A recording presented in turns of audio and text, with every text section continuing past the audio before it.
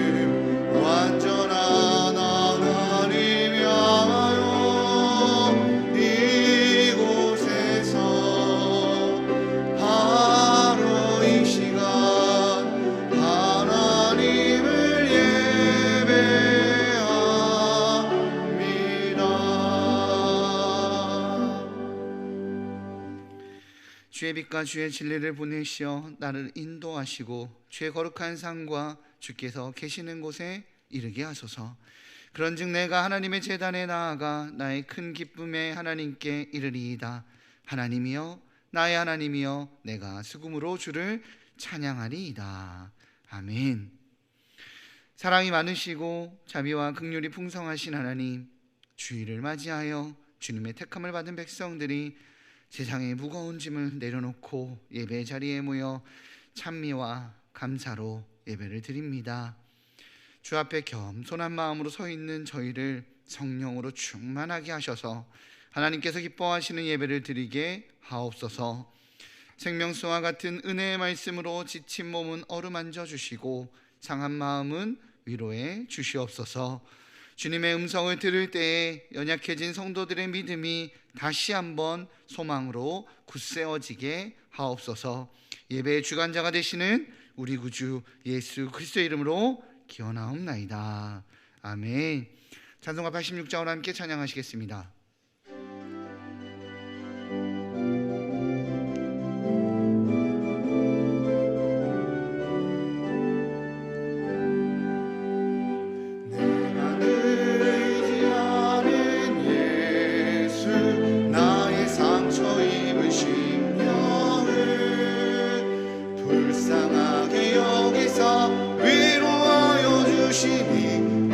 미쁘신 나의 좋은 친구, 내가 의지하는 예수, 나의 사모하는 친구, 나의 기도 들으사 응답하여 주시니, 미쁘신 나의 좋은 친구, 주의 손 의지하고 살 때 나를 해할 자가 없도다.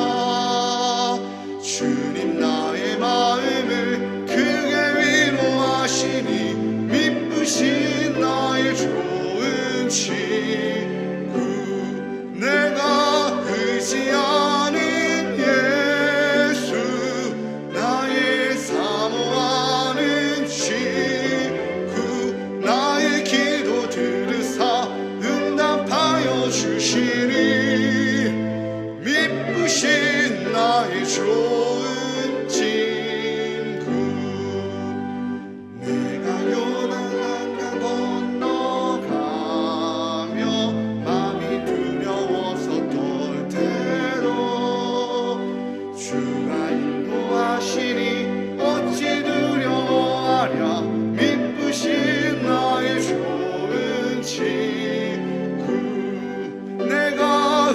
의지 않은 예수 나의 사모하는 친구 나의 기도 들으사 응답하여 주시니 미쁘신 나의 좋은 친구 이웃 전국에 올라가서 모든 성도들과 다 함께 우리들을 구하신 주를 찬양하리라 미쁘신 나의 좋은 친구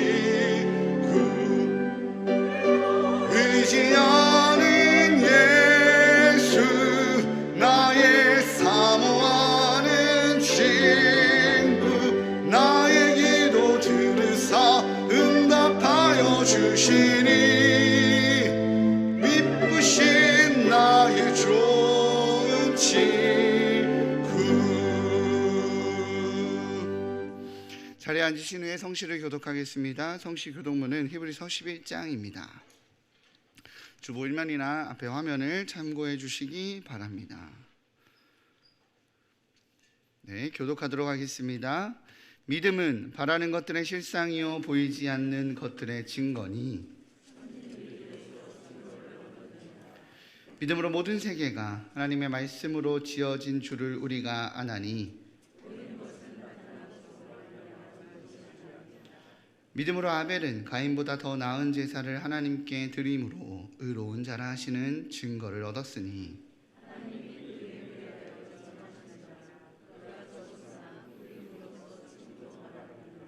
믿음으로 에녹은 죽음을 보지 않고 옮겨졌으니 하나님이 그를 옮기심으로 다시 보이지 아니하였느니라.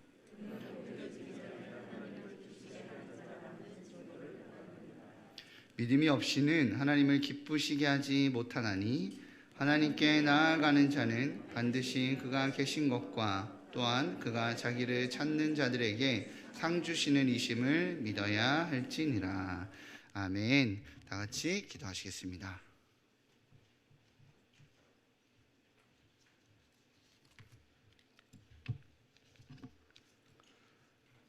말씀이 육신이 되어 고난의 십자가 지심으로 우리를 구속하시고 부활 생명을 허락하신 예수 그리스도의 은혜로 코로나19의 재난 속에서도 우리들을 온전히 지켜주셔서 주일 예배를 드릴 수 있도록 인도하신 하나님의 크신 사랑에 감사드리며 찬양과 존귀와 영광을 올려드립니다. 세상은 성경적 가치관에 역행하는 종교다운 주의와 거짓된 무리들이 득세하고 하나님의 창조 질서에 대적하여 차별금지법을 제정하고 동성애를 조장하므로 가정과 사회를 파괴하며 교회 존립을 흔드는 악의 세력들이 노아의 때와 같이 강성해져 가므로 하나님께서 코로나를 통하여 우리에게 경고하시며 회개하고 내게로 돌아오라고 말씀하심을 깨닫습니다. 자비로우신 하나님, 우리들이 먼저 가슴을 찢는 진정한 회개로 악한 길을 떠나 하나님만을 의지함으로 주께서 만물을 회복시키시는 은혜로 코로나 재앙에서 벗어나도록 도와주시옵소서. 주님, 이 시간 예수 십자가의 보혈로 우리를 정결케 하시고 순전하고 정직한 영을 충만하게 부어 주옵소서. 그리하여 성령님이 주시는 생수의 강이 우리 안에 흘러넘쳐 세속화의 물결에 휩쓸리지 않고 세상과 구별되게 하시며 하늘에 속한 자로서 삶 속에서 정직하게 행하고 거짓과 불의 앞에 진실하고 정의롭게 사랑으로 미움을 품으며 생명 구원 사역을 위해 썩어지는 미랄되어 모이고 행할 때마다 여호와의 영광을 드러내는 세상이 감당할 수 없는 예수 제자의 사명을 다하도록 복내려 주시옵소서. 사랑의 하나님, 일산 충신교회의 모든 가정에 예배가 회복되어 사랑으로 하나 되게 하시며 온 교회가 복음과 함께 이웃과 함께 시대와 함께하는 공동체로 나아가며 합심하여 교회와 민족과 다음 세대의 영적 부흥을 위해 간구함으로 무너져가는 다음 세대가 다시 일어나 하나님을 영원하게 하는 부흥의 역사가 있게 도와주시옵소서. 그리고 우리가 섬기는 선교지에도 성령의 역사가 충만하도록 인도하옵소서. 역사를 주관하시는 하나님, 우리 민족을 부흥케 하심을 감사드립니다. 그 크신 하나님의 사랑과 은혜를 망각하고 민족이 딴 길로 가지 않도록 보호하시며 3월의 대선을 통해 하나님을 경외하고 백성을 사랑하는 지도자를 세워주셔서 반목과 갈등과 불신으로 이어지는 불확실성 시대의 위기를 극복하여 자유 대한민국이 1층 도약할 수 있게 인도하옵소서.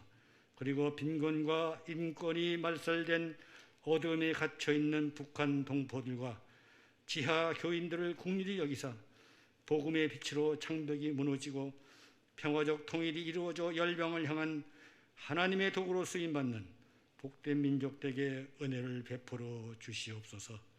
구용철 목사님 성령 충만하심으로 선포되는 말씀이 우리의 잠자는 영혼을 깨워주시고 새 힘을 부어주셔서 흔들리지 않는 믿음으로 생명의 면류관 받는 그날까지 영광된 주의 보좌를 향해 나가는 복된 자녀되게 하옵소서.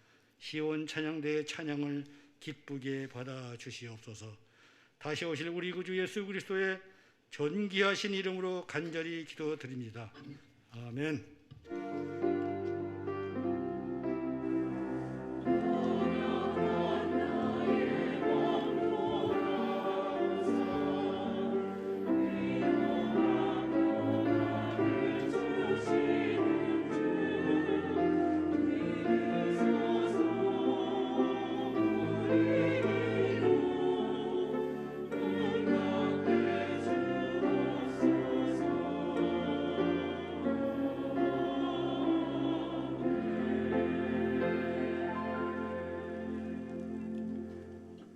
자리에 일어나셔서 마음과 정성을 다해 드린 예물을 봉헌하겠습니다.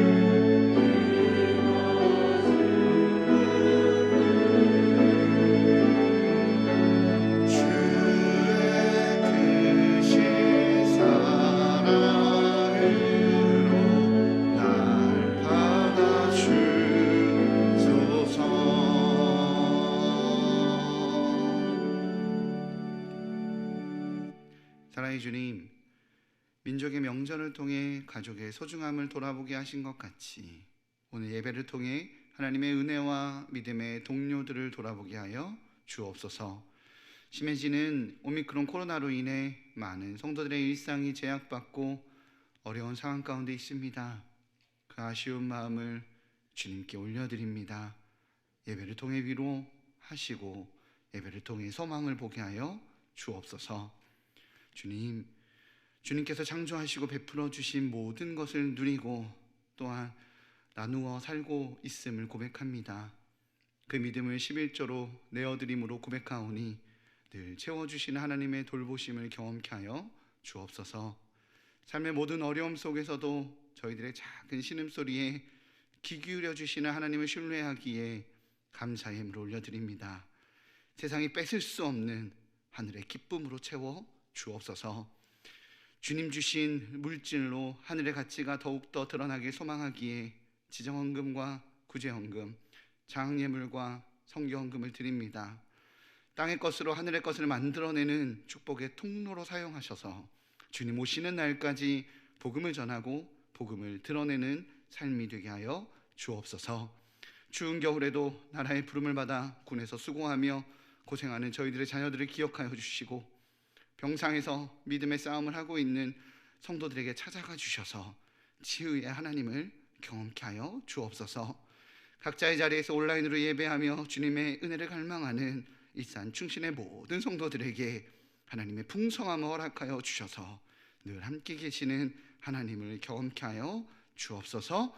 이 모든 말씀 우리 주 예수 그리스도의 이름으로 기도하옵나이다. 아멘.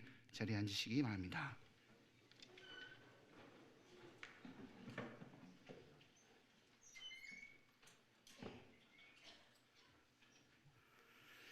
네, 나눔의 시간입니다. 우리 옆에 분들에게 주님의 이름을 축복합니다 라고 얼굴 보면서 가볍게 인사하도록 하겠습니다. 주님의 이름을 축복합니다.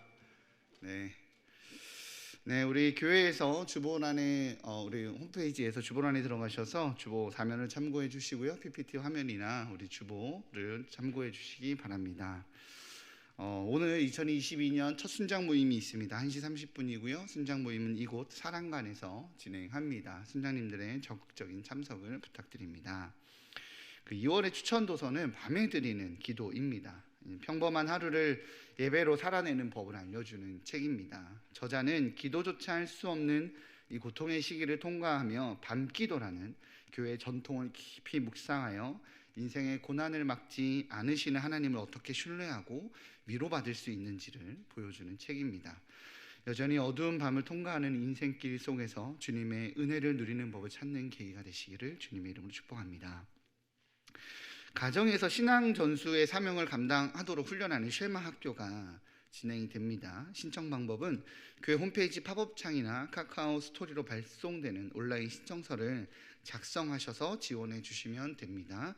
자세한 내용은 주보 2면을 참고해 주시기 바랍니다. 초등부가 이번 주 토요일 오후 1시에 겨울 특별 예배를 시작합니다. 대면 및 온라인으로 진행되니까요. 해당되는 자녀를 두신 우리 부모님들께서는 내용을 잘 확인하시고 적극적으로 아이들 참여할 수 있도록 잘 지도해 주시기 바랍니다.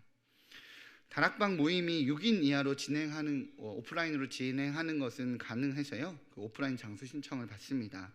다락방 이름, 참석 인원, 장소, 시간 등을 작성해서 신청해 주시면 장소를 배정해 드리도록 하겠습니다. 신청 방법은 2층 사무실이나 홈페이지 하단에 장소 신청서라고 하는 칸이 있습니다. 거기 클릭하시면 내용을 작성하실 수 있습니다. 이용해 주시기 바랍니다. 장소 배정 조율을 위해서 날짜는 2월 16일까지만 받으니까요. 이 점 참고해 주시고, 꼭 오프라인으로 이렇게 모임을 하셔야 되는 분들 중심으로 이렇게 또 온라인이나 가정에서 하실 수 있는 분들은 배려하는 마음으로 여러 가지 형태로 다락방 모임을 진행해 주시기 바랍니다. 새가족 등록 신청을 받습니다. 교회에 등록하셔서 성도님들과 함께 행복한 신앙생활 하시기 바랍니다. 등록은 예배 후 2층 나눔의 방에서 해주시기 바랍니다. 오늘 하나님께서 우리에게 허락하신 말씀은 요한복음 11장 17절에서 27절까지입니다. 신약성경 165면에 있습니다. 요한복음 11장 17절에서 27절 봉독하도록 하겠습니다. 예수께서 와서 보시니 나사로가 무덤에 있은지 이미 나으리라. 베다니는 예루살렘에서 가깝기가 한 오리쯤 되매 많은 유대인이 마르다와 마리아에게 그 오라비의 일로 위문하러 왔더니, 마르다는 예수께서 오신다는 말을 듣고 곧 나가 맞이하되 마리아는 집에 앉았더라. 마르다가 예수께 여짜오되 주께서 여기 계셨더라면 내 오라비가 죽지 아니하였겠나이다. 그러나 나는 이제라도 주께서 무엇이든지 하나님께 구하시는 것을 하나님이 주실 줄 아나이다. 예수께서 이르시되 내 오라비가 다시 살아나리라. 마르다가 이르되 마지막 날 부활 때에는 다시 살아날 줄을 내가 아나이다. 예수께서 이르시되 나는 부활이요 생명이니 나를 믿는 자는 죽어도 살겠고 무릇 살아서 나를 믿는 자는 영원히 죽지 아니하리니 이것을 내가 믿느냐? 이르되 주여 그러하여다. 주는 그리스도시요 세상에 오시는 하나님의 아들이신 줄 내가 믿나이다. 아멘. 이 시간 시온 찬양대에 찬양 읽겠습니다.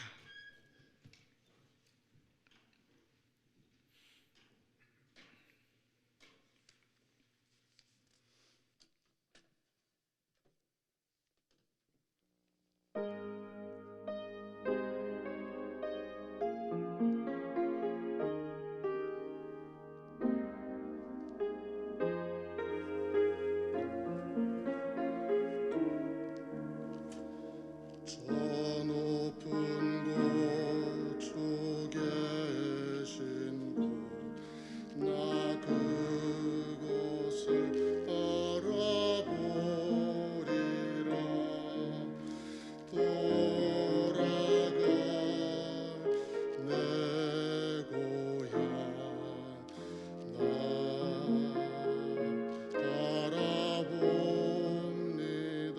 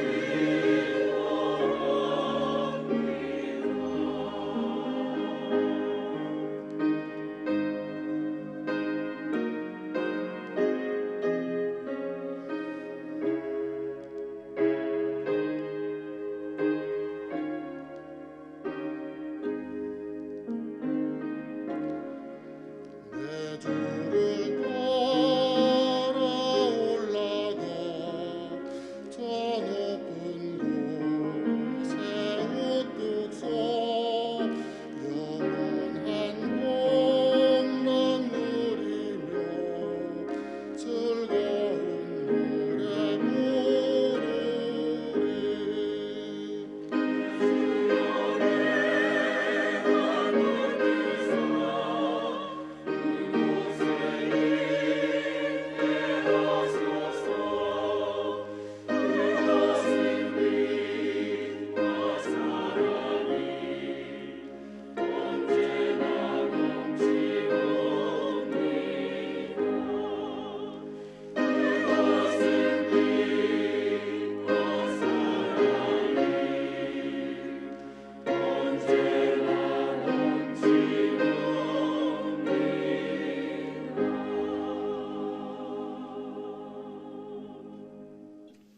아멘.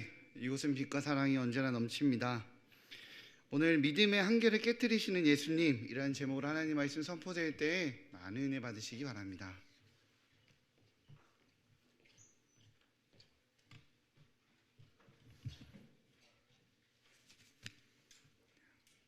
올대로 가장 추운 이날 하나님을 예배하러 나온 여러분 모두에게 하나님의 은총이 함께 하시기를 축원합니다.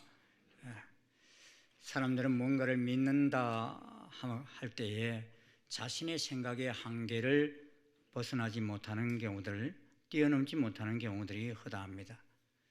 질병을 고쳐주시기를 기도할 때를 보면 그래도 조금이라도 나을 가능성이 있겠다 여겨질 때는 기도하는데, 자신의 생각에 이는 기도해도 나아질 것이 없겠다라고 여겨질 때는 기도하기보다는 원망할 때가 많습니다. 요한복음 11장의 주요 내용은 나사로가 죽었다가 나흘 만에 다시 살아난 사건이 기록되어 있습니다. 이 나사로의 가정은 특별한 가정입니다. 11장 2절에 보면 나사로의 누이인 마리아는 향유를 예수님께 붓고 머리털로 예수님의 발을 닦던 여인이었고 예수님께서 사랑하시던 가정이었습니다. 그래서 가끔은 그 집에 들으셔서 식사도 하시던 곳입니다.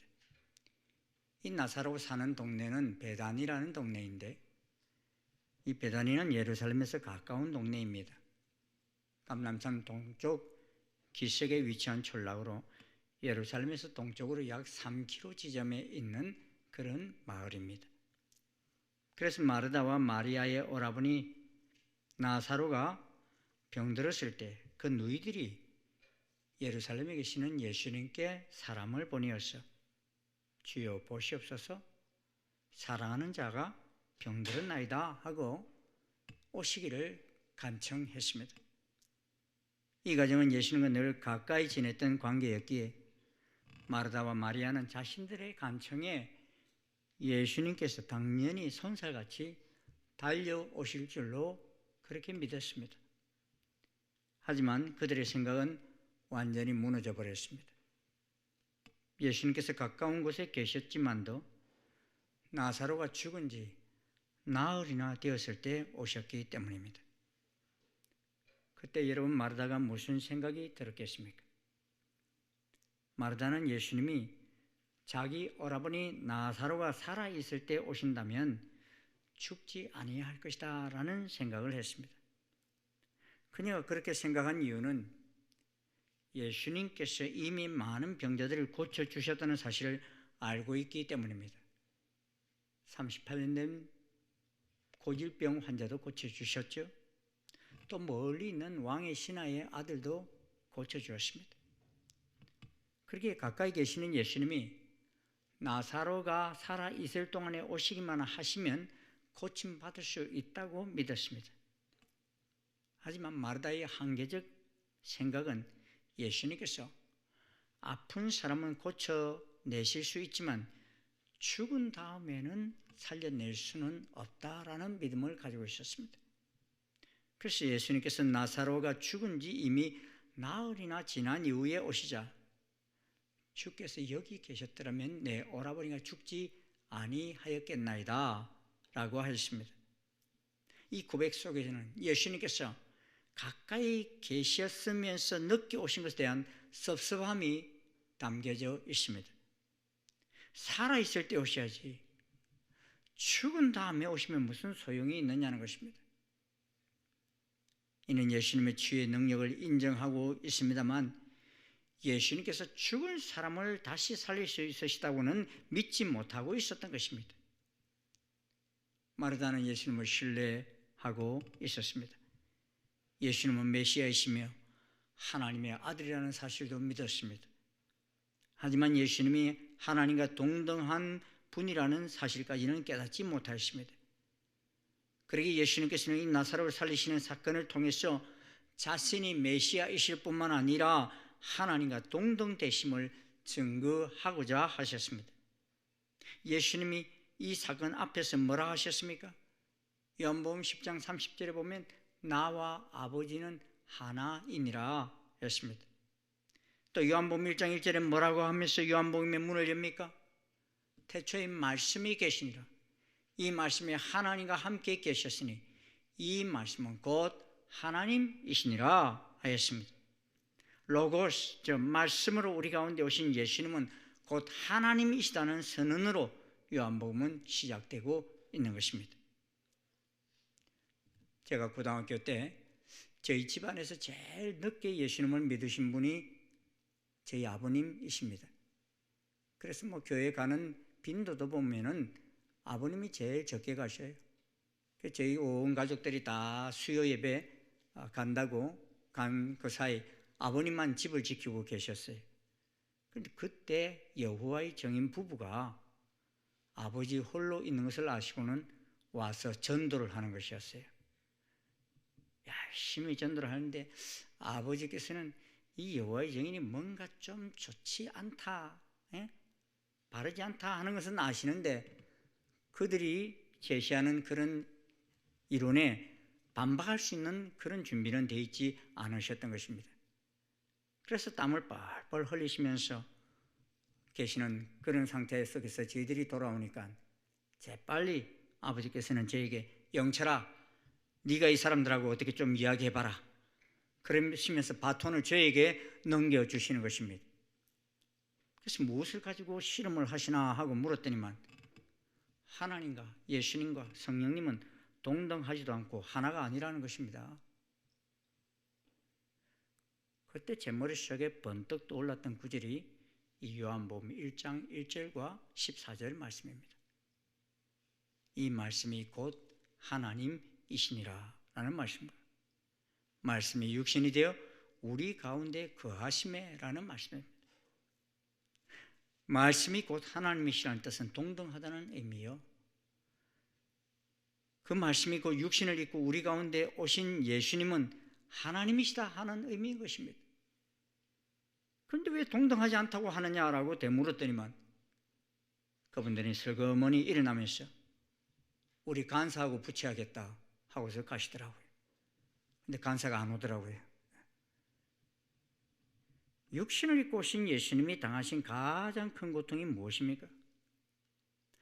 바리새인들과 서기관들은 예수님을 메시아로 생각지 않았습니다.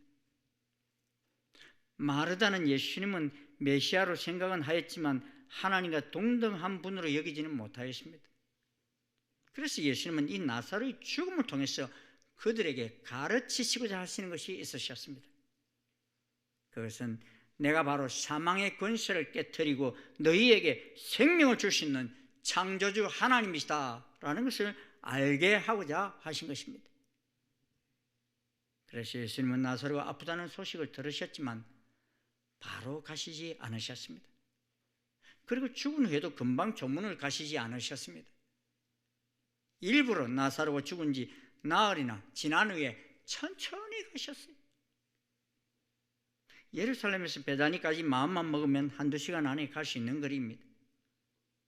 그리고 나사로의 누이들이 사람을 보내었을 때도 예수님께서는 들으시고서는 이 병은 죽을 병이 아니라 하나님의 영광을 위함이요 하나님의 아들이 이로 말미암아 영광을 받게 하려 함이라 하셨습니다.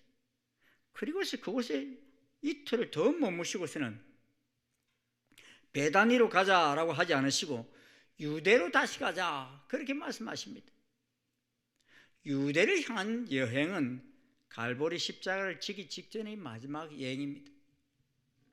그래서 예수님 마음속에 계속해서 유대에서 성취하셔야 할 일, 즉 십자가의 죽음을 통한 하나님의 뜻 성취를 염두에 두고 계셨음을 암시하고 있는 것입니다.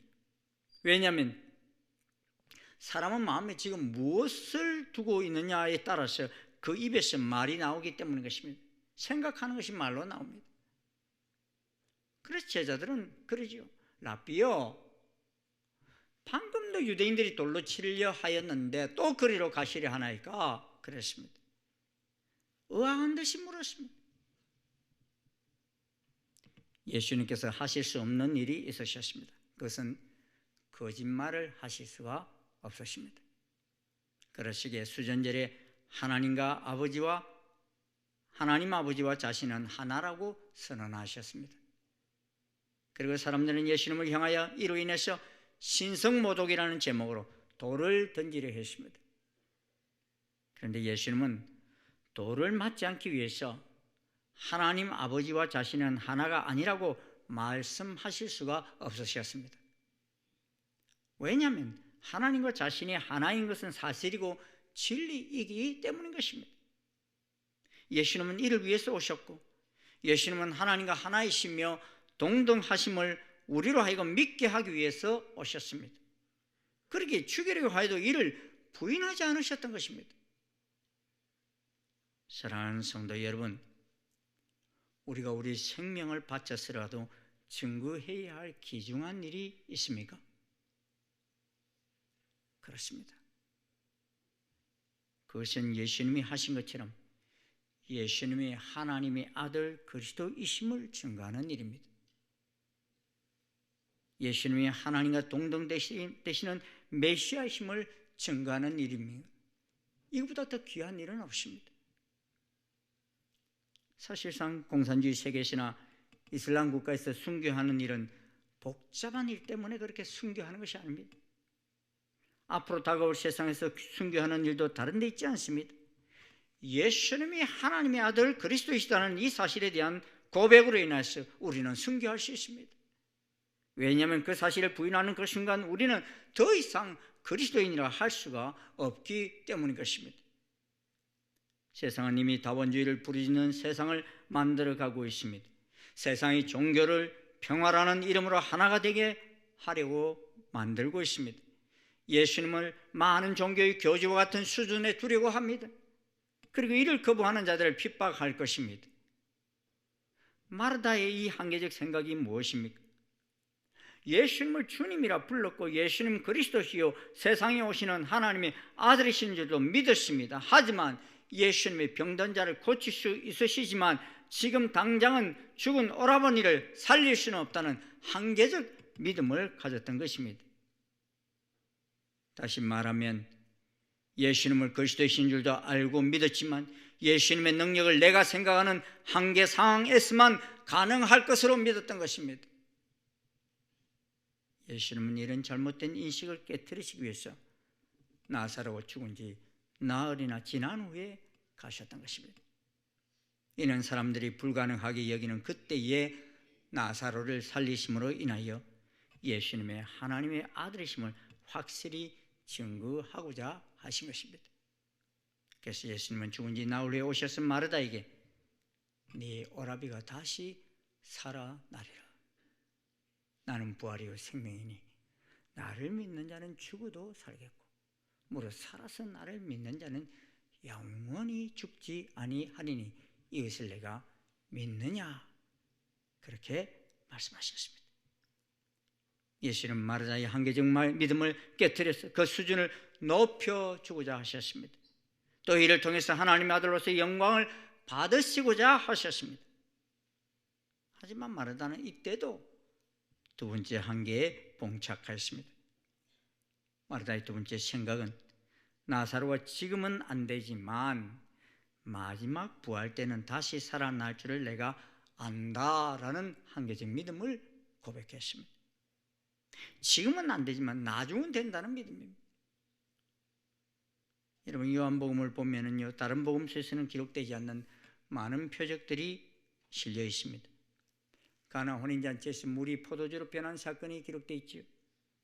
왕의 신하의 아들이 먼 곳에서 고침받는 사건이 기록되어 있습니다. 38년 된 혈기 마른 병자를 고치신 사건이 기록되어 있습니다. 나면서부터 소경된 자를 고치신 사건이 기록되어 있습니다. 나사로를 부활시킨 사건 등 이 사건도 이곳에만 기록되어 있습니다. 다른 복음서의 표적과 중복됨을 피하고 있습니다. 그러면서도 요한복음서에 등장하는 표적은 예수님께서 하나님의 아들이시며 그리스도이심을 뚜렷하게 나타내고 있습니다. 그런데 그때 상황은 대부분이 극한 상황입니다. 잔치집에 포도주가 다 떨어진 상황이죠. 먼 곳에 환자가 있는 상황이죠. 38년이나 되는 오래된 고질 환자이죠. 나면서부터 소경된 상황이죠. 나사로가 죽은 상황입니다. 그 중에서도 사랑하는 이가 죽은 상황은 가장 슬픈 상황입니다. 이미 마르다의 집에는 부모님이 다 일찍 돌아가신 것 같습니다. 그러니 나사로는 그 집의 기둥 같은 존재입니다. 그 당시 여성들이 사회적 활동을 활발히 하지 않는 때였으니 나사로의 죽음이 그 가정에 있어서 얼마나 큰 고통이었겠습니까? 여사의 말로 하면 신앙생활에서도 가장 모범적이요, 늘 기도하며 예배도 잘 드리는 그런 가정에서 가장 슬픈 일을 당한 것입니다. 부모님도 일찍 돌아가시고 사랑하는 오라버니마저도 병들어 죽어버렸으니 마르다의 마음에 무슨 생각이 들었겠습니까? 아니, 내 생에 무슨 죄가 많아서 우리 집안에 이런 우환이 닥칠까? 어쩌다가 우리 가정에 이런 고난이 연속되어야만 하는 것일까? 등등 온갖 생각이 넘쳐나지 않았겠습니까? 그래도 예수님 잘 믿어보려고 평소에도 남들보다 훨씬 더 헌신하였는데 말입니다. 마르다 동생 마리아도 향유를 주님께 붓고 머리털로 예수님의 발을 닦았던 여인 아닙니까? 마태복음과 마가복음에서 그 향유를 표현할 때 매우 값진 향유라고 표현했습니다. 그 향유의 가치는 당시 일반 노동자의 1년분 품삯에 해당되는 가치라 했습니다. 그런데 잘 보십시오. 예수님께서 영광을 받으시는 이런 표적들은 모두가 다 우리의 삶의 얼룩과 실패들과 부족 속에서 일어났습니다. 그리고 더 이상 사람이 어찌할 수 없는 극한 상황에서 일어났습니다. 사람들이 자신이 할 수 있으면 하나님을 의지합니까? 의지하지 않습니다.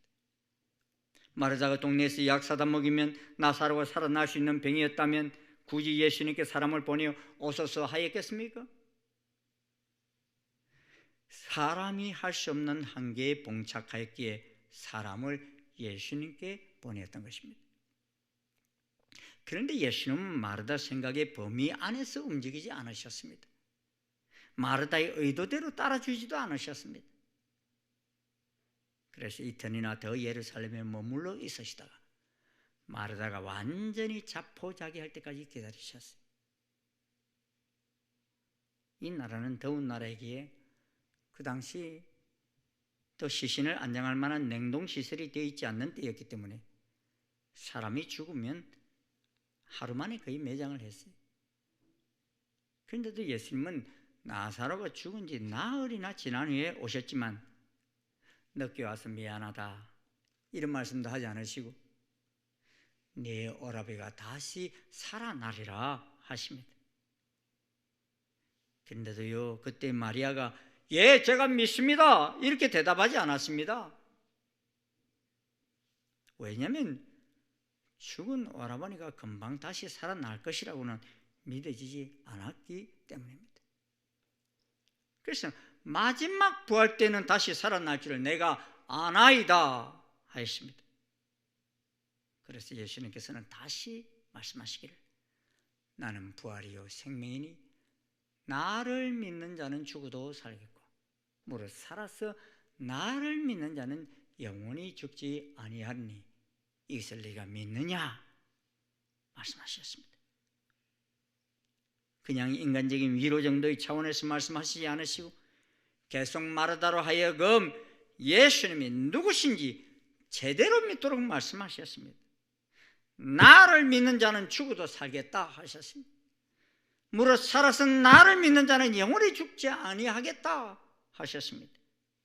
그러면서 다른 사람이 아닌 네가 믿느냐 단도직입적으로 말씀하셨습니다. 지식적으로 아는 정도로는 안 된다는 것입니다. 나에 대한 너의 생각의 한계를 뛰어넘으라는 것입니다. 나는 그냥 마음씨 좋은 동네 아저씨로 온 것이 아니라는 것입니다. 그냥 선지자 중에 한 사람으로 온 정도가 아니라는 것입니다. 나를 믿으라고 거듭 강조하시는 것은 지금 내 앞에 서 있는 나 예수는 네가 알고 있는 그 이상의 분이라는 것입니다. 앨리스 스미스 씨가 쓴 왕의 침소라는 책에 이런 이야기가 실려 있습니다. 어떤 기부인이 하루는 유명한 화가인 러스킨에게 비싼 손수건을 보여주면서 잉크방울 한 방울이 떨어져서 이제 이 손수건 못 쓰게 되었다고 불평을 하면서 이제 내다 버리는 길밖에 다른 도리가 없어요. 그렇게 말합니다. 그때 러스키는 묵묵히 그 손수건 좀 주보십시오 하고서는 받아가서는 잠시 후에 다시 되돌려 주는데 돌려받은 손수건에는 이전에 자기가 줬던 손수건은 분명히 맞는데 완전히 딴 손수건이 돼서 온 거예요. 잉크 자국도 그대로 있지만 그 잉크 자국을 중심으로 해서 이 예술적인 디자인을 했는데 완전히 환희에 넘치는 작품을 그려서 주신 것입니다. 예수님이 누구신지 제대로 알고 믿을 때 이런 역사들이 일어납니다. 죽음의 현장이 부활의 현장으로, 슬픔의 현장이 기쁨의 현장으로, 배고픔의 현장이 풍성함의 현장으로, 좌절의 현장이 회복의 현장으로 바뀐다는 것입니다. 그러기 위해서 내 생각의 한계는 깨어져야 한다는 것입니다. 여러분, 씨앗이 싹을 트고 열매를 맺으려면 어떻게 해야 되는 줄 압니까? 반드시 해야 되는 것입니다. 씨앗이 깨트려져야 돼요. 저는 호두가 어떻게 그게 싹을 틀까 싶었는데요, 그 두터운 호두도요 깨지더라고요. 땅속에 심으니까 깨져서 싹이 올라와요. 해봤어요. 깨지지 않는 이상 절대 싹이 나지 않습니다. 내 생각의 한계를 깨트리지 않고서는 안 된다는 것입니다. 그래서 예수님은 계속해서 안다고 고백하는 마리아에게 네가 믿느냐라고 물으셨던 것입니다. 이제 마리아의 세 번째 한계는 고백이 행동으로 이어지기 힘든 한계적 믿음입니다. 예수는 마리아에게서부터 주여 그러하오이다 주는 그리스도시요 세상에 오시는 하나님의 아들이신 줄 내가 믿나이다 라고 고백하자 마리아를 부르셨어요. 마리아도 예수님을 뵙자마자 그럽니다. 주께서 여기 계셨더라면 내 오라버니가 죽지 아니하였겠나이다 말합니다. 그런데 그런 모습을 보시고서는 예수님께서는 마리아가 우는 것과 또 함께 온 유대인들이 우는 것을 보시고 격한 감정이 들면서 몹시 아파하셨습니다. 이를 가르쳐 주석은 주의하기를 예수님은 마리아와 그녀와 함께 온 유대인들이 방송되고 가며 우는 모습을 보시고 분노하셨다라고 해석했습니다. 이유는 예수님의 분노는 마리아나 유대인들을 향한 것이라기보다는 그들이 그렇게 울 수밖에 없도록 만든 사망과 사단에 대한 것이다 라고 말합니다. 이는 부활이요 생명이신 예수님 앞에서도 여전히 사단의 지배를 당하여 통곡하고 있는 상황에 대한 예수님의 거룩한 분노를 보여주고 있는 것입니다. 이는 사단의 권세인 사망의 부활이요 생명이신 예수님을 가둬둘 수 없기 때문입니다. 죽은 나사로를 살리셔서 자신이 생명을 지배하시는 분이심을 드러내실 것이기 때문인 것입니다. 보십시오. 마르다가 주는 그리스도시요 세상에 오시는 하나님의 아들이신 줄 내가 믿나이다 라고 말하였지만 예수님이 그럼 무덤 문을 막고 있는 돌을 옮겨 놓으라 하시자 처음에는 주여 죽은 지가 나흘이나 되었으며 벌써 냄새가 나나이다 그러면서 돌을 옮기려고 하지 않습니다. 그런데 예수님께서는 마리아의 그런 고백을 들으시고 물러서지 않습니다. 다시 마리아의 믿음을 일깨우시면서 내 말이 네가 믿으면 하나님의 영광을 보리라 하지 아니하였느냐 하셨습니다. 죽은 지 나흘이나 되어서 안 된다는 한계적인 믿음, 몸이 썩기 전에는 몰라도 이미 썩은 다음에는 안 된다는 믿음. 여러분, 이런 상황에서 안 되는 것이 사람이지 하나님이 안 되십니까? 그런데도 사람이 안 되면 하나님도 안 되는 줄로 여기는 것이 우리 믿음의 한계인 것입니다. 자신이 안 되면 예수님도 못하실 줄로 여기는 것이 우리 생각의 한계인 것입니다. 하지만 예수님께서는 마르다가 예수님의 거듭된 말씀을 듣고서는 돌문을 옮겨놓는 행동을 보시고서는 즉시 감사의 기도를 시작하십니다. 우리 같이 읽겠습니다. 시작. 아버지여, 내 말을 들으신 것을 감사하나이다. 항상 내 말을 들으신 줄을 내가 알았나이다. 그러나 이 말씀을 하옵는 것은 둘러선 무리를 위함이니 곧 아버지께서 나를 보내신 것을 그들로 믿게 하려 함이니라. 둘러선 무리를 위함이니 곧 아버지께서 나를 보내신 것을 그들로 믿게 하려 함이라 하시고서는 큰 소리로 나사로야 나오라 그러셨습니다. 그리고 뚜벅뚜벅 수의를 입고 나오는 그를 향해서 풀어놓아 다니게 하라 하셨습니다. 우리는 예수님을 믿는다고 하면서도 내 생각의 한계에 묶여있는 경우는 없습니까?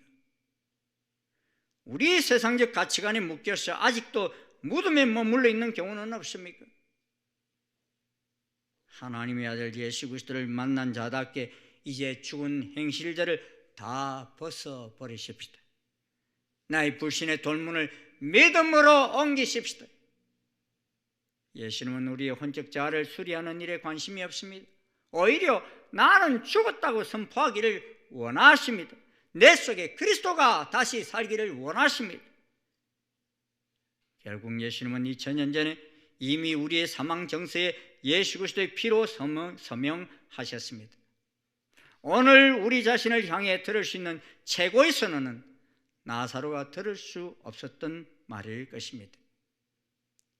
이에 예수께서 밝히 말씀하실 때 나사로가 죽었느니라.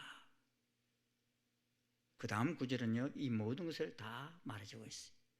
나사로가 죽었느니라 하시고서는 15절에서요 기뻐하노니 그에게로 가자 그러십니다. 나사로 죽었다는데 내가 거기 있지 않는 것이 너희를 위하여 기뻐한다 그러시면서 그에게로 가자 말씀하십니다. 우리는 죽음을 이길 수 있는 것은 없다고 생각하는 한계에 묶여 있습니다. 그러나 예수님께서는 처음부터 죽음이 부활을 이길 수 없다는 사실을 아셨습니다. 이유는 예수님은 하나님의 아들 그리스도이시기 때문입니다. 그러므로 죽음의 근시 아래 묶여있는 나사로를 살리심으로 마르다뿐만 아니라 많은 사람들이 묶여있는 생각의 한계를 풀어내셨습니다. 그러나 이 사망의 권세를 이겨내신 예수님을 본 사람들의 반응이 무엇입니까? 요한복음 11장 45절에 보면 마리아에게 와서 예수께서 하신 일을 본 많은 유대인이 그를 믿었으나 그가 누구죠? 그가 누굽니까? 예수님 말씀합니다. 그를 믿었다고 했는데 예수님이 누구시라는 것을 믿었다는 것입니까? 바로 생명의 주관자가 되시는 하나님의 아들 예수 그리스도이심을 믿었다는 것입니다. 할렐루야. 여러분, 요한복음 2장 처음에 가나 혼인잔치에서 물이 포도주로 변했을 때는 제자들이 그를 믿으니라 그랬습니다. 제자들이 그를 누구로 믿었다는 것입니까? 하나님의 아들 예수 그리스도로 믿었다는 것입니다. 사마리아 우물가에서 여인을 만나시고 나서는 많은 사마리아인이 예수를 믿으니라 그랬습니다. 어떻게 믿었다고 했습니까? 이제 우리가 믿는 것은 그가 참으로 세상의 구주신 줄 알미라 그랬습니다. 왕의 신하의 아들이 멀리서 고침받고 나서는 그 왕의 신하와 그 온 집안이 다 믿었다 그랬습니다. 그런데 제일 끝까지 예수님이 하나님과 동등됨을 믿지 못하여 돌을 들어 죽이려고 했던 많은 유대인들이 나사로의 살아남을 인하여 믿었다는 것입니다. 이는 예수님께서 나사로를 일으키시기 전에 기도하실 때 그 목적을 가지고 기도하셨어요. 11장 42절에 보면 그러나 이 말씀하옵는 것은 둘러선 무리를 위함이니 곧 아버지께서 나를 보내신 것을 그들로 믿게 하려 함이니이다 그랬습니다. 그들이 누굽니까? 예수님이 하나님과 동등되다고 돌로 들어 치려고 하는 그 사람들이에요. 그들 하여금 내가 한 말이 진실이라는 사실을 믿게 하기 위해서 이 나사로, 죽은 나사로를 살려내셨다는 것입니다. 이 표적도 역시 예수님이 하나님의 아들 그리스도이심을 나타내기 위함이었던 것입니다. 예수님의 영광을 드러내기 위한 표적이었던 것입니다. 그리고 잘못된 믿음, 한계적 상황에 사로잡혀 있는 우리로 하여금 제대로 믿게 하기 위해서 행하신 표적이었던 것입니다. 사랑하는 여러분, 예수님을 믿으십니까? 예수님 안 믿으세요? 예수님 믿으세요? 어떤 예수님으로 믿으십니까? 사대성인 중에 한 분이십니까? 그리스도이시긴 해도 내 생각의 한계 속에서 일하시는 예수님이십니까? 아니면 지금도 살아계셔서 우리의 죽은 심령을 새롭게 일으키시고 오늘도 부활케 하시는 생명의 주 예수 그리스도를 믿으십니까? 저는 아침에 눈을 뜨면 이런 기도를 드립니다. 사망의 권세를 깨트리시고 부활의 새 아침을 맞게 해주신 하나님 감사합니다.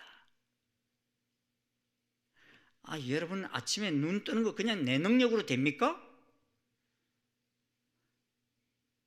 다 그냥 눈 뜨니까 다 자기 능력으로 뜨는 줄 알아요.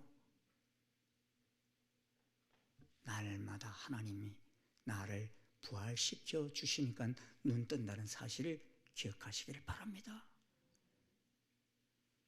그러니 저는 날마다 부활의 아침을 맞이합니다. 오늘도 나를 새롭게 하시는 주님께 감사의 고백을 드립니다. 오늘 예배드리는 우리들이 가지고 있는 불신의 돌문이 뭔지 한번 되돌아보시고 그 불신의 돌문들을 다 옮겨놓고 가십시오. 나를 움직이지 못하게 하는 옛사람의 수위들이 뭔지 다 풀어내십시오. 내 가족들의 칭칭 감고 있는 그러한 불신의 수위들 다 풀어주십시오. 내 눈에 보이는 극한 상황을 인하여 울지 마십시오. 내 생각의 한계에 대해서 벗어나지 못하여 섭섭해하지 마십시오. 예수님은 하나님의 아들 그리스도이십니다. 영철아 나오라 라고 사망의 그늘에 묶여있는 우리를 오늘도 부르십니다. 생명의 주 부활의 주님 되시는 유일하신 하나님의 아들 예수 그리스도를 믿음으로 기쁨으로 달려가는 이 복된 날이 되시기를 주의 이름으로 축원합니다. 축원합니다. 네, 기도하시겠습니다. 감사합니다. 주님, 사망의 그늘에 사로잡혀 있던 저희들이었지만 주님은 우리를 그 모든 사망의 그늘에서 벗어나게 하시기 위해서 대신 오셔서 십자가에서 죽으시고 우리를 생명의 아침으로 부활의 아침으로 불러주신 것을 감사합니다. 사람들은 예수님을 보고서도 그분이 하나님의 아들 그리스도이심을 알지 못하여 돌로 돌어 치려 했지만 저희들은 그 주님을 보지 못하였지만도 오늘 우리 마음속에 모셔드렸어 부활의 아침을 맞이할 수 있게 하심을 감사합니다.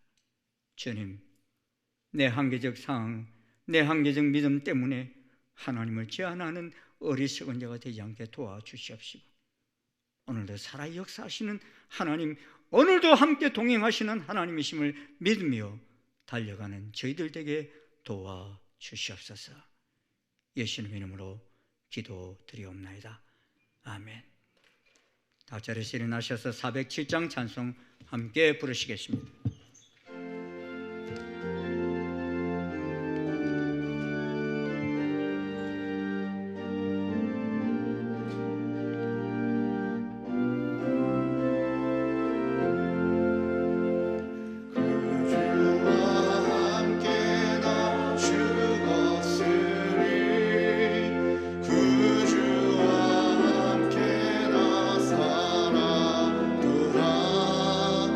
영광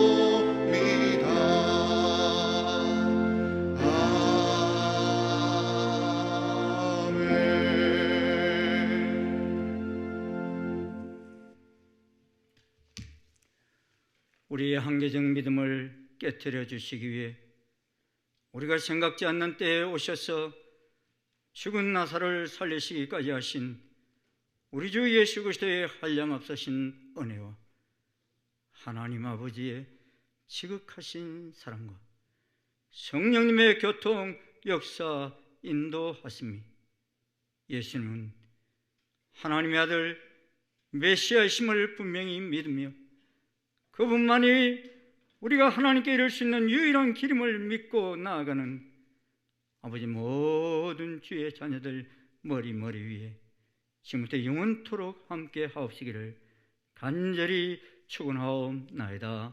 아멘.